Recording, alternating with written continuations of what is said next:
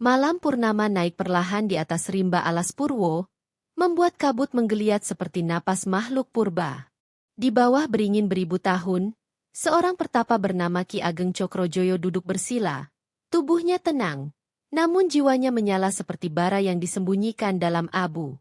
Ia menyalakan dupa, menabur garam kerosok, membuka pustaka kalanggengan yang beraroma kulit dan zaman. Lalu mantranya turun seperti hujan huruf, memanggil angin, menajamkan sunyi, dan membuka pintu yang tidak boleh dibuka. Pada detik ketika antara yang hidup dan yang gaib saling menatap, ambisi berganti arah. Keabadian merunduk menjadi kutukan, dan manusia menyusut menjadi dongeng yang meminum darah. Di lereng Gunung Kawi, padepokan tua menyimpan suara bambu yang beradu dengan angin. Di sanalah Cokrojoyo mengasuh dahaga yang tak bisa ditenangkan oleh doa-doa lazim. Ia bukan mencintai sunyi, ia menaklukkannya. Dari lontar ke lontar, dari wirid ke wirid, ia mengikis tepi kodrat seperti pengrajin yang sabar, hingga yang tersisa hanyalah hasrat untuk melampaui usia. Nama Aji yang ia buru beredar pelan di kalangan yang tak menyebut nama, Aji Raga Sukma. Konon, ia tidak sekadar menunda layu, melainkan mengikat jiwa pada daging seperti paku menahan papan pada peti. Para resi yang pernah menyentuh tepinya memilih mundur, sebab setiap langkah ke depan menghapus pulang. Petunjuk pertama datang dari pertapa tua di puncak yang tidak disebut peta. Dengan suara serak seperti tanah kering, ia menyebut rawa pening, dasar candi yang tertelan lumpur, ruang rahasia yang dilapisi mantra tua.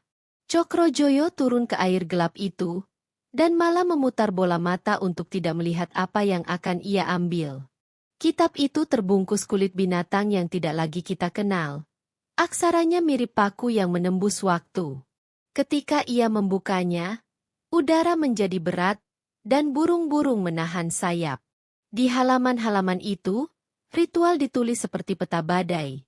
Tepat, dingin, mengerikan, menuntut tempat yang angker, tubuh yang disucikan, dan batin yang jernih dari bayangan diri. Cokrojoyo merasa mujur meneguk dari mata air yang dilarang. Ia memilih alas Purwo sebagai ruang upacara, gerbang tempat bangsa halus berkumpul, rawan bagi yang ragu, ramah bagi yang berani, atau sebaliknya. Di sana ia menggambar lingkar, menaruh bunga 7 rupa, dan meletakkan kitab di tengah seperti jantung yang hendak diganti. Hari-hari mutih membuat lidahnya dingin dan pikirannya bening seperti kaca yang terlalu bersih. Asap kemenyan mengukir kaligrafi di udara. Setiap garisnya adalah lorong. Ketika purnama meletakkan wajahnya tepat di atas beringin, Cokrojoyo menutup mata yang bisa melihat dan membuka mata yang seharusnya tertutup. Mantra turun.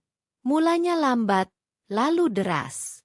Angin menunduk, tanah mengerut, dan pepohonan menukar rahasia lewat daun yang gemetar. Para penjaga tak kasat mata berkumpul di pinggir lingkar, menilai manusia yang hendak menawar hukum yang tidak pernah kalah.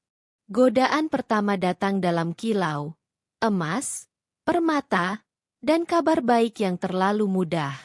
Cokrojoyo tertawa tanpa suara. Dunia bukan urusannya.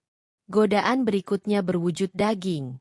Tarian paras cantik, lengkung janji, aroma madu yang memabukkan. Ia mengencangkan diri seperti busur, panahnya menolak lepas. Lalu wajah-wajah yang pernah ia cium tangannya, guru dan leluhur, mata lembut yang memohon agar ia berhenti. Inilah tembok terakhir, disusun dari hormat dan takut. Cokrojoyo memunggunginya, menilai kasih sebagai ujian. Langkahnya tak goyah, tapi hatinya retak sekecil biji. Pada puncak, ketika Raga dan Sukma hampir saling mengunci, retakan itu membesar. Sekecil debu kesombongan berputar menjadi badai dalam cawan yang ia pegang. Ia sempat melihat dirinya abadi, dunia berlutut, nama disembah. Dan semesta, yang sabar namun tegas, mencabut karpet dari bawahnya. Energi yang tadi menyulam kini mengurai. Yang membangun, merobohkan. Tubuh Cokrojoyo menurun seperti perahu kering di musim panjang. Kulitnya mengeriput memeluk tulang, ototnya surut. Namun rambut dan kuku, dua hal yang terus tumbuh di antara hidup dan mati, berderak memanjang seperti akar mencari air. Ia ingin berteriak, tapi suara ditahan di tenggorokannya yang menyusut. Ia ingin mengucap satu ayat pemulih, tetapi huruf-hurufnya terjepit oleh nasib. Di dalam dirinya, sukma berputar seperti burung yang menabrak kaca. Tidak tembus, tidak kembali. Saat proses itu selesai, dunia memiliki sebuah anomali. Boneka hidup sebesar telapak, berambut panjang, berkuku runcing, mata kecil yang tidak berkedip namun mengerti. Itulah penjara baru, kecil, keras, dingin, yang menyimpan seorang pertapa besar dalam wadah yang tidak bagus untuk menyesal. Rasa lapar datang seperti musim yang tidak bisa ditunda. Bukan lapar nasi, melainkan sari hidup, darah. Tanah menjadi sedotan, akar menjadi pipa, detak jantung makhluk-makhluk di dekatnya terdengar jelas seperti gendang yang dipukul dekat telinga. Tetapi tubuhnya kaku, tak sanggup memburu selain menunggu kebetulan. Kebetulan tiba sebagai kancil terluka yang mati di akar beringin. Darahnya merembes ke tanah, mengalir ke tubuh kecil itu, menyalakan bara yang hampir padam. Dari situ, Jenglot belajar, dunia bisa diperas setetes demi setetes. Dan legenda pun mendapatkan paru-parunya. Sore mendung menutup hutan seperti selimut basah ketika dua pemburu tersesat di jantung alas Purwo. Jati, yang letih, menyibak gundukan daun di kaki beringin. Lalu jemarinya menyentuh sesuatu yang dingin, kecil, dan berbulu panjang seperti air yang membeku. Ia terkesiap. Suro, temannya yang lebih tua dan lebih serakah, merunduk, menatap dalam ke arah benda mungil itu, dan merasakan sensasi yang tak bisa ia namai. Semacam magnet yang menarik dari balik gelap. Mereka berdebat sebentar, antara takut dan tergoda. Namun pada akhirnya Suro membungkus makhluk itu dengan kain kasar dan menyembunyikannya di balik punggung. Malamnya, di kamar paling sunyi, ia menaruh Jenglot di dalam kotak kayu dan menyalakan kemenyan.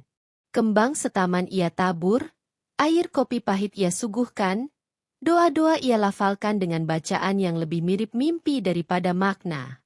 Hari-hari lewat tanpa tanda. Aura di kamar bukannya menguat, justru meredup. Suro gelisah, Jati ketakutan. Malam Jumat Kliwon, Suro tertidur dan bermimpi didatangi seorang kakek berjubah terang yang berucap pelan. Ia bukan benda. Ia lapar. Ketika terbangun, mimpi itu tinggal suhu dingin yang menempel di kulit. Cukup untuk menuntun tangan Suro mencari pisau kecil. Setetes merah jatuh ke bibir Jenglot. Udara di kamar berubah. Nyala pelita mengencang lalu merendah. Angin yang tak ada tiba-tiba bisa dirasa. Di balik tubuh mungilnya, sesuatu yang lama terpenjara merasakan arus hangat menyusup seperti sungai kembali menemukan muara. Satu ikatan pun tercipta. Tak bersumpah, tak tertulis, namun tertanam di lapisan yang lebih dalam daripada kata. Pagi berikutnya, perangkap Suro penuh tanpa ia memasang umpan. Daunnya hijau meski hujan tak datang, cuilan perak tua ditemukan di tepi sungai. Ia berterima kasih dalam diam, menambah setetes darah di setiap purnama. Tapi keberuntungan adalah permadani yang menyembunyikan paku. Bisik-bisik tetangga mengeras, iri berubah menjadi tuduhan. Dan pada suatu malam yang bising obor, rumah Suro didobrak. Ketika cangkul hampir menghantam tubuh mungil itu, angin gelap meledak, obor padam, dinding menari bayang, dan keberanian warga mencair bersama keringat dingin. Mereka lari, namun harga yang dibayar Suro mahal. Tenaganya terkuras oleh badai gaib yang menyelamatkan, tubuhnya jatuh sakit, dan hari-hari berikutnya menyusut sunyi, hingga ia meninggal. Meninggalkan Jenglot kembali kehausan di samping jasadnya yang dingin. Bertahun-tahun kemudian, reruntuhan rumah itu dikunjungi seorang saudagar yang mengoleksi rahasia seperti orang lain mengoleksi porselen, Wiro Sengkoro. Tangannya halus, pikirannya tajam. Hatinya seperti timbangan yang selalu condong pada keuntungan. Ia tak gentar. Jenglot diletakkan di peti berukir, dilapisi sutra, diurapi minyak misik. Ruangan itu menjadi kamar mesin bagi kapal dagang yang belum berlayar. Wiro tidak memberi setetes. Ia memberi tata. Ayam cemani disembelih pada malam tertentu. Mantra-mantra dibaca konsisten, arah angin dicatat seolah angka-angka dalam pembukuan. Dan memang, laba mulai melimpah. Kapal-kapalnya memotong badai seperti jarum yang tak pernah membelok, saingannya jatuh sakit tanpa sebab, pejabat yang menghalangi tiba-tiba digeser ke kota yang namanya kita lupa. Namun di tengah kilau yang tak lagi menakjubkan, Wiro mulai mendengar langkah sepi menyusuri koridor rumahnya. Istri dan anak-anaknya menjauh, tamu menunduk terlalu lama, tawa hanya menjadi dekorasi di pesta. Di dalam peti sutra, Cokrojoyo, yang kini lebih senjata daripada makhluk, menatap kehampaan tuannya seperti cermin yang memperlihatkan hukuman paling halus, berhasil namun sendirian. Kepada kekuasaan, dunia mengirim ujian berupa pewaris. Raden Mas Panji, keponakan yang cekatan, berwajah terang, namun matanya menyimpan api yang belum kenal batas. Ia mempelajari ritual pamannya skor demi skor, mencatat detail yang seharusnya tak dicatat, dan menunggu saat kurun membuka celah. Ketika Wiro jatuh sakit karena ritual yang terlalu dalam, Panji datang dengan dalih menolong. Namun yang ia bawa adalah genggam tangan yang mencuri. Sejak Jenglot berpindah tangan, Ritus kehilangan irama. Panji memberi darah tiap hari, memaksa hasil tiap jam, memerintah seperti raja kecil yang dikejar waktu. Keberuntungan datang dengan lidah bercabang. Menang judi, dirampok pulang, menyingkirkan pesaing, dicurigai aparat, membangun tahta, ditertawakan badai. Malam ketika ia menuntut tahta adipati, energi yang ia paksa meledak balik. Tubuhnya menua dalam hitungan napas, kulitnya keriput mengejar tulang, dan lantai dingin menerima tubuhnya yang baru saja belajar apa itu batas. Jenglot pun kembali sunyi, tidur panjang di ruangan yang berubah jadi museum bagi keserakahan. Zaman melompat. Kisah Jenglot berganti baju. Dari pusaka menjadi komoditas, dari pedupaan menjadi etalase gelap. Hingga suatu hari ia jatuh ke tangan seorang tua yang tidak mencari kuasa, melainkan hening, Eyang Suryo. Begitu memegangnya, bukan wangi keberuntungan yang ia rasa, melainkan gelombang duka yang tidak punya kata. Ia tak meletakkan Jenglot di altar, melainkan di atas kain putih di ruang meditasi, menghadap jendela yang meminjam cahaya pagi. Hari-hari ia isi dengan kidung yang tak meminta. Doa-doa yang tidak memaksa. Eyang Suryo duduk, bernapas, dan memandang makhluk kecil itu seperti seseorang memandang batu nisan yang berisi nama sendiri. Dalam diam yang panjang, ia menyentuh sisa-sisa kesadaran Cokrojoyo. Tak ada penghakiman, hanya pengertian bahwa salah yang paling besar pun pernah berasal dari satu niat yang ingin menunda pisah. Ia menimbang, kutukan lahir dari ambisi dan lapar, maka yang memutus bukan pedang, melainkan maaf. Pada purnama yang lain, di puncak gunung suci yang anginnya menjadi suara, Eyang Suryo menyiapkan lingkar bunga 7 rupa, air dari 7 mata air, dan dupa, bukan sebagai sewa, tetapi sebagai bahasa yang dimengerti oleh bumi. Air ia teteskan ke tubuh Jenglot, bukan untuk menghidupkan, melainkan menyucikan. Aura gelap yang lama membungkus mulai redup seperti malam yang tak lagi diberi bahan bakar. Butiran cahaya keemasan merayap dari retakan kulitnya. Rambut yang panjang bagai sungai hitam terurai menjadi debu tipis. Di titik itu, Cokrojoyo, yang pernah terlalu ingin tinggal, akhirnya belajar melepaskan. Sosok transparan berjubah putih muncul sekejap, membungkuk dalam diam yang menyampaikan lebih banyak daripada 1000 kata. Bulan memeluk debu cahaya, angin membawa sisa-sisa malam menuruni lereng. Kain putih menyisakan abu setitik, bukan sisa, melainkan tanda. Eyang Suryo tersenyum kecil. Bukan karena menang, tetapi karena pulang telah ditemukan pintunya. Pada akhirnya, kisah Jenglot bukan tentang makhluk kecil yang minum darah, melainkan tentang manusia besar yang menukar terang dengan takut kehilangan.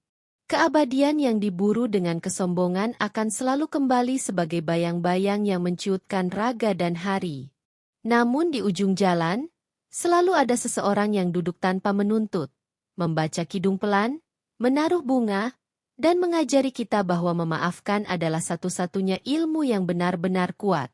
Di bawah bulan yang sama, nama yang tersesat menemukan jalannya kembali, dan malam yang panjang akhirnya tahu bagaimana caranya selesai.